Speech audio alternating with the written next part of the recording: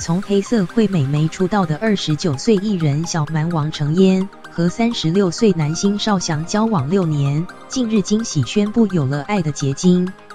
原来两人一起共组相亲相爱工作室，从爱字延伸，认定彼此就是对方的真爱。那究竟何时好事近？小蛮害羞表示，一直以来都希望自己能在30岁前嫁掉，而邵翔也甜蜜回应会努力打拼，给小蛮最幸福的。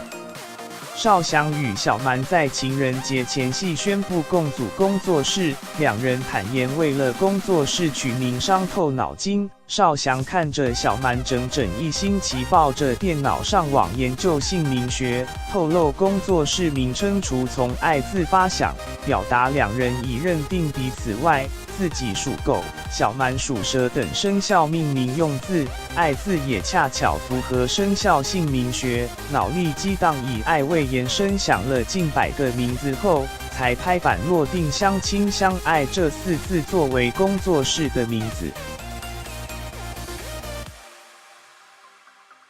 众人好奇，一起打理工作难道不怕吵架？小蛮称赞邵翔很尊重他，终若是遇到需要决定的大事，都会尊重他的决定与安排，因此工作室的负责人登记的是他的名字，打趣说邵翔是合伙人。财务方面则成立工作室账户，提款卡则放在小蛮身上。邵翔说，两人在财务方面没有分彼此，我的钱就是他的钱。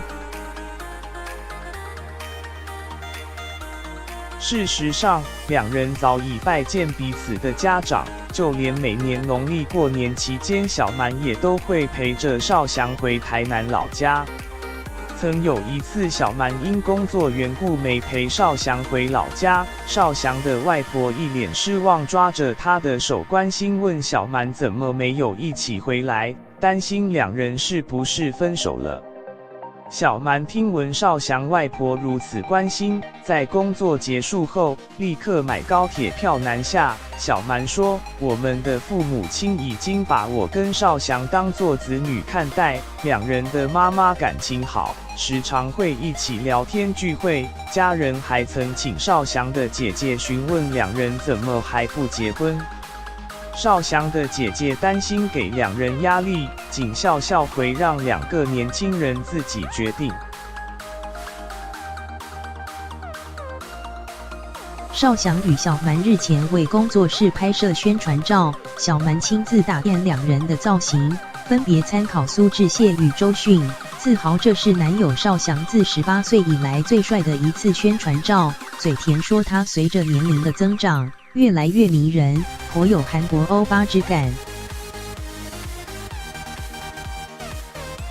小蛮自己则把留了10多年的长发给剪掉，在即将满30岁之际，盼能给自己一个改变。剪完后，不少朋友说她性感更添女人味。